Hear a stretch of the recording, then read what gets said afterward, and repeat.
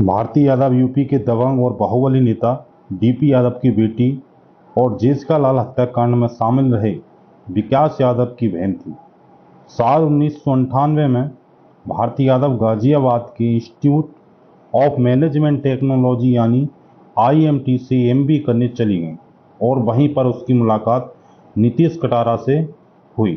25 वर्षीय नीतीश कटारा बेहद ही हंसमुख और मजाकिया होने के साथ साथ एक जिम्मेदार लड़का था। नीतीश के पिता एक रिटायर्ड आईएएस ऑफिसर थे और मां नीलम कटारा भी गवर्नमेंट स्कूल में एजुकेशन ऑफिसर थी। नीतीश का एक छोटा भाई भी था। नीतीश कटारा भारती यादव नीतीश कटारे की क्लासमेट भी थी।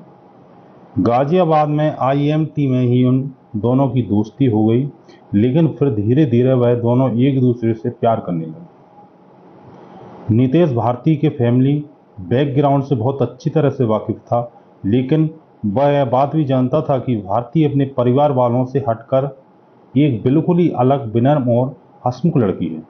उन दिनों नीतीश के पिता बहुत बीमार चल रहे थे और इसलिए साल 2000 में एमबीए की पढ़ाई पूरी करने के बाद नीतीश ने दिल्ली में ही एक कंपनी में नौकरी कर ली और उधर भारती यादव अपनी पढ़ाई के बाद अपने घर चली गई। यानी अब भारती और नीतीश का मिलना जुलना तो बहुत कम हो गया था, लेकिन उन दोनों के बीच बढ़ती इन दूरियों ने उन दोनों को एक दूसरे की ओर भी ज़्यादा करीब कर लिया और अब वह जान गए थे कि वह दोनों एक दूसरे के बिना नहीं रह सकते हैं।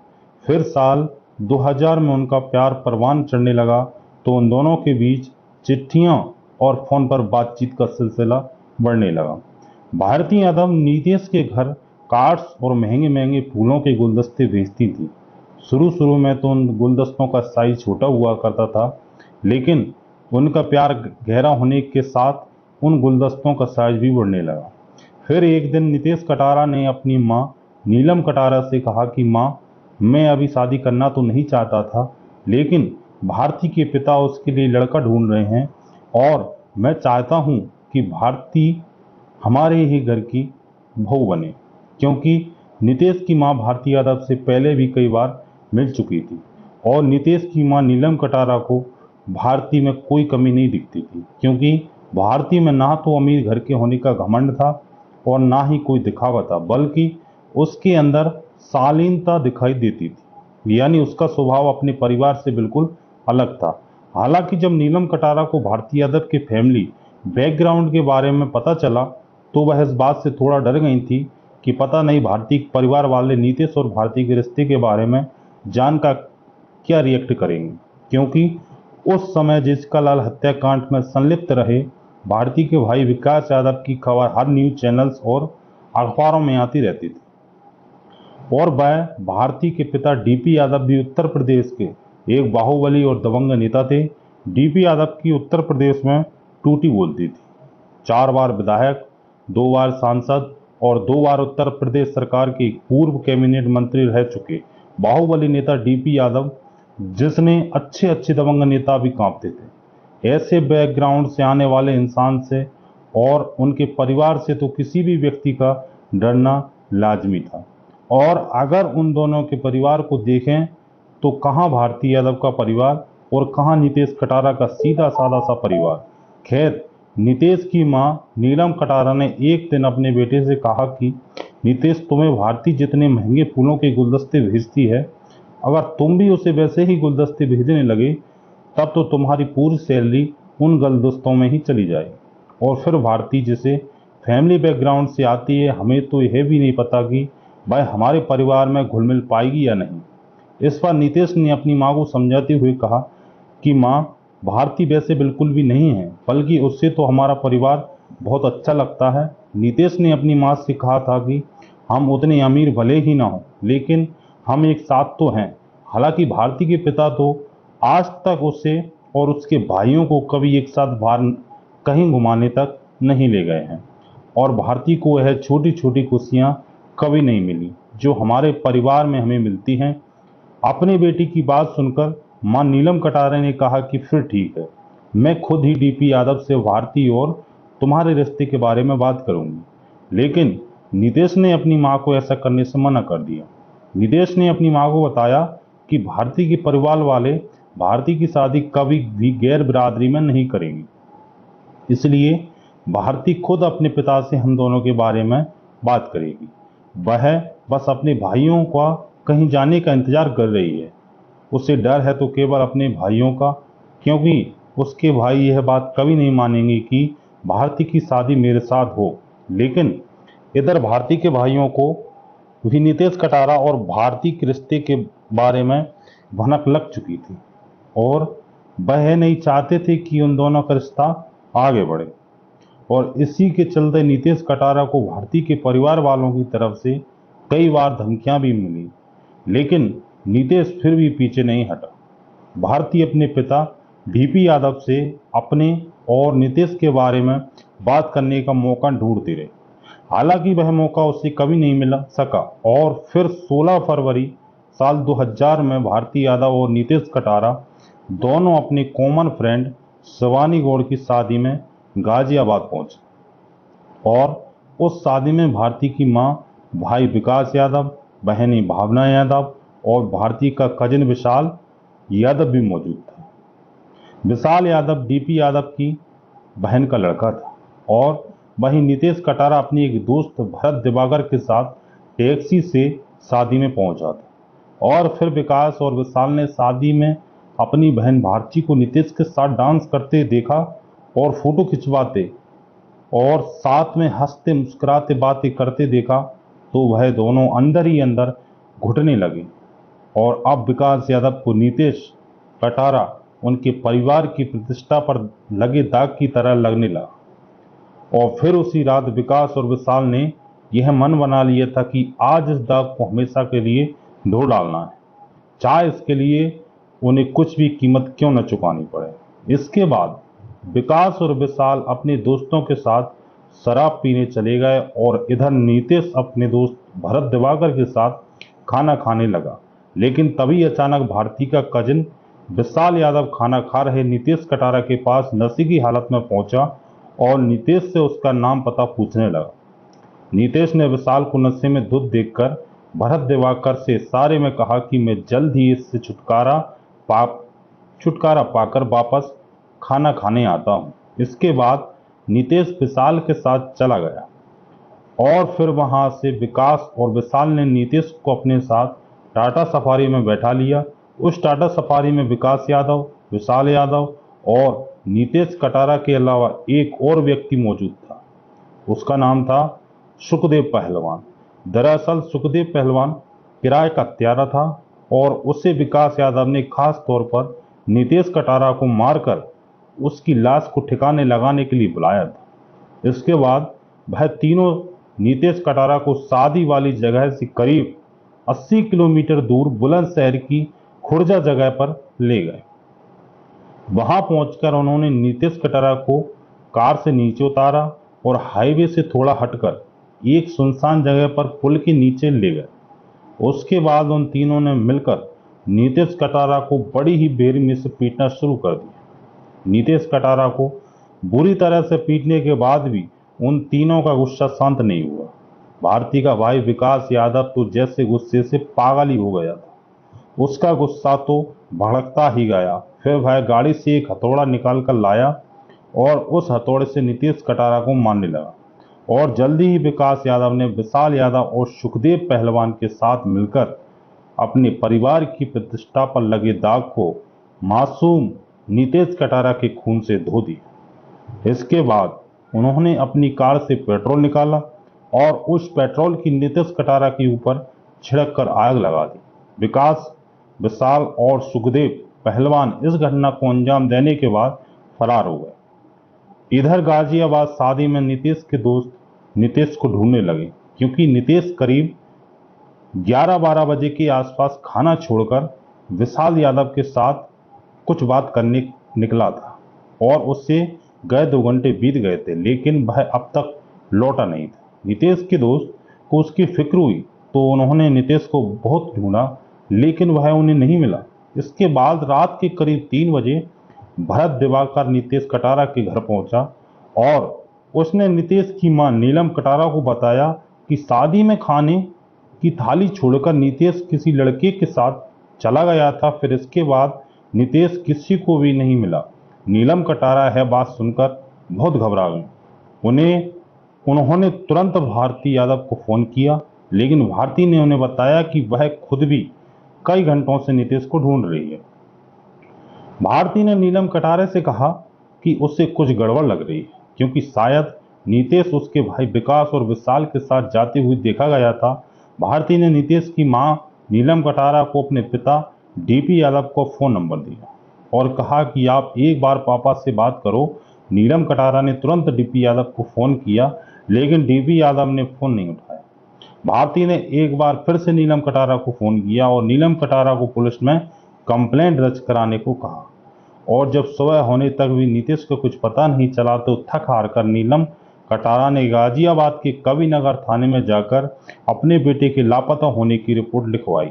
साथ ही उन्होंने पुलिस को यह भी बताया कि मेरा बेटा नितेश आखिरी बार डीपी यादव के बेटे और भांजे के साथ देखा गया था। इसके बाद 17 फरवरी को एक व्यक्ति को खुर्जा शहर के उस सुनसान पुल के नीचे बहुत ही खराब स्थिति में पड़ी हुई एक लाश दिखाई दी। उसने तुरंत पुलिस को सूचना दी। इसके बाद पुलिस तुरंत खुर्जा शहर पहुंची तो पुलिस के सामने जमीन पर औंधे मुंह पड़ी हुई बुरी तरह से जली एक लाश थी। कविनगर पुलिस स्टेशन में नितेश की गुमशुदगी की रिपोर्ट दर्ज होने के कारण पुलिस ने 20 फरवरी को नीलम कटारा को उस लाश की पहचान करने के लिए बुलाया। इसके बाद नीलम कटारा अपने परिवार के साथ उस लाश की शिनाख्त करने पहुंची। हालांकि उस लाश की हालत ऐसी नहीं थी कि कोई उसे देखकर यह बता पाए कि यह लाश किसकी है, लेकिन नीलम कटारा एक मां थी। उस सबका एक बायां हाथ ही ऐसा था जो जलने से बच गया था और नीलम कटारा उस हाथ को देखते ही पहचान गई थी कि उनके बेटे नितेश कटारा की लाश है। और लाश के पास एक घड़ी भी मिली थी जो नितेश कटारा की ही थी। अपनी आंखों के सामने अपने बेटे की लाश को देखकर नीलम कटारा की आंखों के सामने अंधारा छा गया। उन्हें ऐसा लगा कि उनकी पूरी दुनिया ही खत्म हो चुकी है, लेकिन फिर जल्द ही उन्होंने खुद को संभाल लिया और उन्होंने मन ही मन है प्रण कर लिया था कि भाई अपने बेटे को न्याय जरूर दिलाएंगे और नितेश के हत्यारों को फांसी के फंदे तक लेकर जाएंगे। वह समझ गई थी कि अगर वह अभी टूट गई तो वह अपने बेटे को कभी न्याय नहीं दिला पाएंगे। नीलम कटारा ने उसी हालत में अपने फैमिली डॉक्टर से पूछा कि दिल्ली में डीएनए टेस्ट कहाँ होता है, क्योंकि यह नहीं चाहती थी कि उनके बेटे का केस भी जेसी के लाल हत्याकांड की तरह ही न हो जाए, जिसमें फॉरेंसिक रिपोर्ट ही बदल दी गई थी और उन्हें डर था कि दोषियों को बचाने के लिए कहीं लाश को ही ना बदल दिया जाए, जिसके बाद डीएनए टेस्ट को कोई मतलब ही नहीं रह जाता। इसलिए उन्होंने पुलिस से कहा कि यह लाश दिल्ली ले जाएगी, ना कि गाजियाबाद। और बड़ी कोशिशों के बाद नितेश के शव को दिल्ली लाया गया। इसके बाद उस शव का नीलम कटारा ने डीएनए मैच कराया गया और जिससे यह कन्फर्म हो गया था कि लाश नितेश कटारा की है, क्योंकि आरोपी यूपी के एक बाहुबली नेता डीपी यादव के घर के थे। इसलिए जल्दी यह मामला मीडिया में फैल गया। इधर पुलिस के ऊपर बहुत दबाव था, क्योंकि एक आरोपी विकास यादव एक बाहुबली नेता डीपी यादव का बेटा था, तो वहीं दूसरी आरोपी विशाल यादव उनका भांजा था। और दूसरी तरफ पुलिस इस केस को जल्दी सॉल्व करने का भी दबाव पड़ रहा था। एक तो मीडिया का प्रेशर था और दूसरा नीलम कटारा के परिवार में अधिकतर लोग अधिकारी रैंक के थे, तो उनका दबाव भी पुलिस पर पड़ रहा था। शादी वाली रात यानी 17 फरवरी की रात को कुछ ऐसे लोग भी थे जिन्होंने नितेश कटारा को विकास यादव, विशाल यादव और एक तीसरे व्यक्ति के साथ टाटा सफारी में बैठकर जाते हुए देखा था। पुलिस ने उन लोगों के बयान लिए और फिर पुलिस विकास यादव, विशाल यादव और तीसरे व्यक्ति जो कि सुखदेव पहलवान था उसकी खोजबीन में लग गई। और फिर 11 मार्च 2002 को पुलिस ने नितेश कटारा हत्याकांड में इस्तेमाल की गई कार को बरामद कर लिया। इसके बाद 23 अप्रैल 2002 को पुलिस ने मध्य प्रदेश के गुना रेलवे स्टेशन से विकास और विशाल को भी अरेस्ट कर लिया। और तो और विकास और विशाल ने 25 फरवरी को पुलिस के सामने अपने जुर्म को भी स्वीकार कर लिया था और उन दोनों के इकबाल जुर्म को रिकॉर्ड भी किया गया। हालांकि कोर्ट में विकास यादव और विशाल यादव को अपने बयान से पलट गए थे और एक न्यूज़ चैनल तो उस रिकॉर्डिंग को पाने में कामयाब भी हो गया था और उसने उस रिकॉर्डिंग को चलाया भी था। लेकिन कहा जाता है कि किसी प्रेशर की वजह से वह रिकॉर्डिंग फिर किसी चैनल पर दोबारा नहीं चलाई गई। यहाँ तक कि 23 अप्रैल 2002 को विकास यादव और विशाल यादव ने जिस पुलिस इंस्पेक्टर अशोक भदौरिया के सामने है स्वीकार किया था कि नीतीश की हत्या उन्होंने ही की है, वह इंस्पेक्टर भी कोर्ट में अपने बयान से पलट गए थे। जबकि शुरुआत में उन्होंने भी कहा था कि कत्ल विकास और विशाल ने ही किया है। यह तो छोड़िए, इंस्पेक्टर अशोक भदौरिया ने उस कांस्टेबल ब्रजमोहन मिश्रा का बयान भी जज के सामने पेश नहीं किया, जो विकास और विशाल के कन्फेशन के चश्मदीद गवाह थे। क्योंकि यह मामला गाजियाबाद कोर्ट में चल रहा था, इसलिए डीपी यादव पैसे और पावर से अपने बेटे और भांजे को बचाने में लगे थे। उधर नीलम कटारा को विकास और विशाल यादव के खिलाफ केस लड़ने के लिए कोई वकील ही नहीं मिल रहा था, और अगर मिल ही रहा था तो डीपी यादव उन्हें खरीद ले रहे थे। और यह पैसों और राजनीति रसूख की ही देन थी कि जो नीलम और कटारा के वकील ने इस केस के सबसे अहम गवाह भारती यादव को जानबूझकर गवाहों की लिस्ट से बाहर कर दिया था। वहीं साल 2002 से साल 2004 तक विकास यादव को छोटी छोटी बातों पर करीब 66 बार बेल मिल चुकी थी। नीलम कटारा यह अच्छे से जान चुकी थी कि अगर इस केस को जल्दी यूपी से बाहर ट्रांसफर नहीं कराया गया तो उनके बच्चे को न्याय मिल पाना असंभव हो जाएगा। इसलिए उन्होंने इस केस को यूपी से दिल्ली ट्रांसफर करने के लिए सुप्रीम कोर्ट में एक याचिका दायर कर दी और फिर 23 अगस्त 2002 को सुप्रीम कोर्ट ने नीलम कटारा की बात मानते हुए इस केस को यूपी से दिल्ली ट्रांसफर कर दिया और नीलम कटारा के लिए ये बहुत बड़ी उपलब्धि रही। इसके बाद 23 नवंबर 2002 को कोर्ट ने विकास यादव और विशाल यादव के खिलाफ आरोप तय किए। तीसरा आरोपी सुखदेव पहलवान, जो कि अभी तक पुलिस की गिरफ्त में नहीं आया था, उसके खिलाफ एक अलग मुकदमा शुरू किया गया। सुखदेव पहलवान को आगे साल 2005 में अरेस्ट किया गया। इधर एक मां ने अपने बेटे को न्याय दिलाने के लिए जमीन आसमान एक कर दिया था, उधर एक बाप अपने बेटे और भांजे को बचाने के लिए हर तरह के हथकंडे अपना रहा था।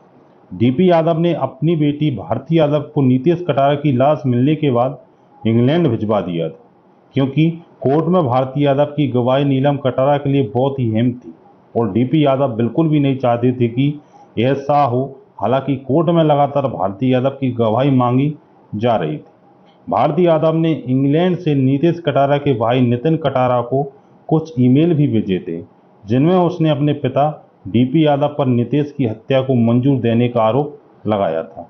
लेकिन इन सब के बीच एक ऐसा गवाह भी था जो नीलम कटारा के साथ अंत तक खड़ा रहा।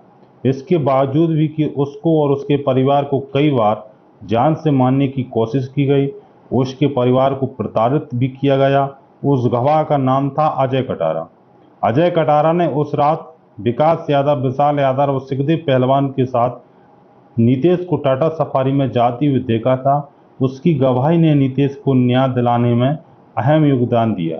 इसके बाद कोर्ट ने 7 अप्रैल 2003 को भारती यादव को कोर्ट में पेश होने के लिए पहला समन जारी किया और कोर्ट द्वारा कई ऐसे समन जारी किए गए, कई नोटिस भेजे गए, लेकिन भारती यादव कोर्ट में नहीं आई और इस तरह कटारा परिवार को न्याय दूर दूर तक नजर नहीं आ रहा था।